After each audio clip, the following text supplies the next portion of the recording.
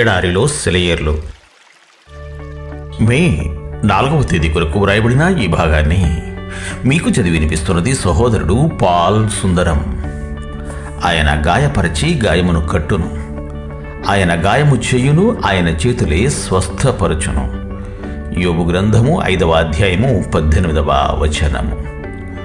భూకంపం మూలంగా గతంలో స్థానాలు తప్పిన కొండల గుండా మనం వెళ్తే మనకు తెలుస్తుంది. అల్లకల్లోలం జరిగిపోయిన వెంటనే మనోజ్ఞమైన నెమ్మది అలుముకుంటుందని. అస్తవ్యస్తంగా కూలిపోయిన బండరాళ్ల క్రింద ప్రశాంతమైన సరస్సులు పలకరిస్తాయి. ఆ బండరాళ్ల నీడల్లో నీటి తుంగ మొదలైన అనేక విధాలైన జలవలులు మొలకలెత్తుతాయి. నాశనం జరిగిపోయిన తరువాత బాధకరమైన జ్ఞాపకాల సమాధుల మీద సరికొత్త రూపుదిద్దుకుంటుంది. దాని ఆలయ శిఖరం తెల్లగా తుఫాను వెలిసిన మసక కాంతుల్లో దేవుని వైపుకి రక్షణ కోసం అరులు చాస్తున్నట్టు ఆకాశం వైపుకి చూస్తూ ఉంటుంది. భూమి పునాదులు ఆయన చేతిలో ఉన్నాయి. పర్వతాల గాంభీర్యం ఆయనదే. భూకంపం కల్పించి ఆయన భూమిని దున్నాడు, లోతుగా నెర్రలు చేసి గాయపరిచాడు. నిద్రపోయే మైదానాలు ఉలిక్కిపడ్డాయి, కొండలు బండలు ఎగిరెగిరి పడ్డాయి. పర్వతానికి తెలుసు దైవ రహస్యం, అనాదిగా మదిలో దాచుకున్న సత్యం. దేవుని శాంతి ఉంటుంది నిత్యం. ఇదే వాటి విశ్రాంతికి ఆధారం. అందాన్ని వాటికి కిరీటంగా పెట్టాడు.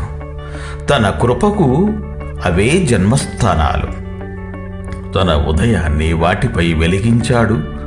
చేశాయవి సంధ్యాకాంతిలో స్నానాలు. కొండగాలి వాటికి వార్తాహరుడు. సుడిగాలులు కేంద్రం నుండి వచ్చే సమాచారాలు. కారు మబ్బు వర్షపు ధారలు ప్రేమగీతాలు.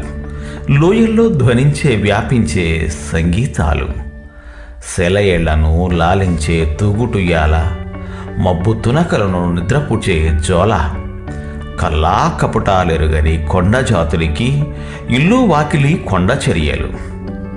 నగరాల్లో వేసారిన నాగరికులు ఆరాధిస్తారు పర్వతాల పవిత్ర స్థలాల్లో. అటు ఇటు సంచరిస్తూ అందరి దేవుడే అలరిస్తాడు తన ఆదరణతో.